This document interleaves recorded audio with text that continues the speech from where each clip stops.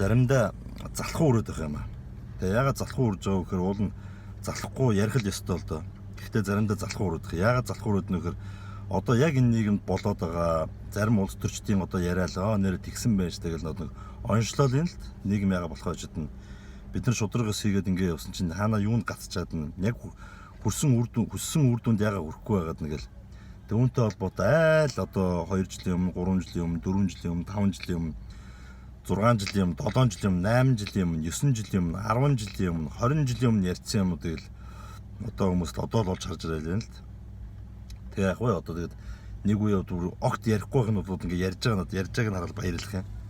Тэгээ би өөрөө асар олон удаа энэ талаар одоо яг яриад онцлоод байгаа зүйлүүд айл хэдий ярьчихсан. Энд чинь энэ дээрээ болохгүй, энэ чинь ингээ болохгүй, энийг ингэх тул ингэхгүй болно. Тэгээ нийгэм гэдэг зүйл чинь айл 20 жилийн өмнөөс миний нийгэм чинь болохоо байсан байна, нам болохоо байсан байна. Ингээл тухайн бодлогоор яг нөгөө тэнэг хүн шиг харагддаг гэсэн л нөгөө шудрагаас хүмүүс тэгш байдал мэдл төрийн үйлчлэгийг сайжруулах нам бохир болсон байна мэн хэрэг хүмүүс ойлгохгүй энэ одоо юу яриа солиороод байгаа ингээд ингээ ганцаар юм шиг өгдөгсэн. Тэгэл одоо н хийгээд байгаа зүйл 20 жилийн өмнө харчихсан. Тэгээд үжил бодлого маань ганцаараа биш гэдэг юм баталж өгсөн энэ залуучуудын ажлыг дуудалт хэмжээ явж байгаа. Одоо тийм л байна да. Анхааралтай ажиглаж байна.